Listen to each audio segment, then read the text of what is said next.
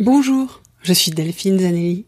Je vous souhaite la bienvenue sur le podcast L'entreprise de demain. Un podcast créé pour comprendre comment conjuguer impact et performance. Ce podcast a été créé il y a 5 ans.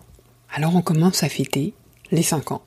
On les célébrera en grand à la rentrée en septembre, mais en attendant, pendant le mois de mai et juin, je vous rediffuse les épisodes pépites du podcast, les épisodes qui m'ont marqué. Et la veille de la diffusion, je vous dévoile les coulisses de ces épisodes. Alors la semaine dernière, je vous présentais l'épisode numéro 1. Aujourd'hui, c'est sa deuxième partie. C'était avec Dominique Steller, qui est conférencier, à l'époque titulaire de la chaire Mindfulness, Bien-être au travail et paix économique à l'école de management de Grenoble, où il œuvre toujours aujourd'hui. Dominique était le parfait intervenant pour poser le podcast, pour donner le ton, tant ses propos conjuguent l'impact et la performance. Je vous expliquais la semaine dernière le trac que j'avais, la peur. D'ailleurs, à l'époque, je faisais des épisodes très longs, qui étaient, l'ingénieur du son m'avait dit, il va falloir les couper en 2, d'où le fait qu'il est diffusé en 2 fois. Ça sera le cas des prochaines semaines, mais je les diffuserai les mêmes semaines pour que vous ayez moins je vais pas tout rediffuser, et puis en plus que ça prenne pas non plus des siècles. Mais voilà, donc j'apprenais, je découvrais encore ce format de podcast et ce que je pouvais faire avec.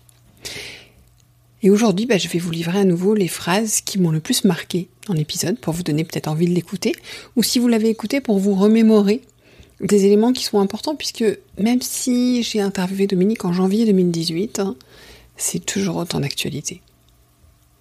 Donc il avait un premier sujet qui était à la fois que le manager doit se situer entre exigence et bienveillance. C'est quelque chose que je dis souvent. Le terme bienveillance est galvaudé. En fait, la bienveillance ne se conjugue qu'avec l'exigence. Je suis exigeant vis-à-vis de toi puisque je veux ton bien. Et donc, je ne te dis pas ce que tu vas entendre, je te dis les choses qu'il est important que je te dise. Pour grandir, pas pour te critiquer. On va pas faire une leçon sur le feedback, mais ça c'est un point important. Donc Dominique disait à la fois que le manager doit se situer entre exigence et bienveillance, également que il est important qu'on accepte que le manager puisse être quelqu'un de bienveillant, mais aussi être en colère.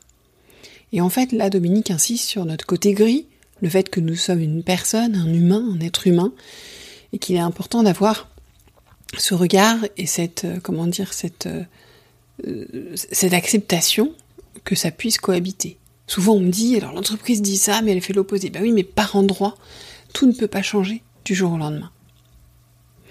Dominique disait aussi à l'époque, et vous allez voir comme c'est d'actualité que des choses dont je parle souvent ces derniers temps sur le podcast, les managers et dirigeants ont un rôle fondamental qui est celui de se dénuder un peu plus.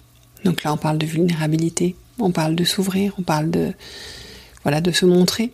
Et c'était, vous verrez tout ce que développe Dominique autour, mais c'est quelque chose qui déjà à l'époque m'avait beaucoup touchée. Ensuite, il insiste sur le côté, enfin, systémique des choses. Il dit la vie est complètement systémique et on a beaucoup de mal à percevoir les choses autrement, nous, que de manière linéaire. Encore cette notion de noir et blanc, alors qu'en fait on est dans le complexe.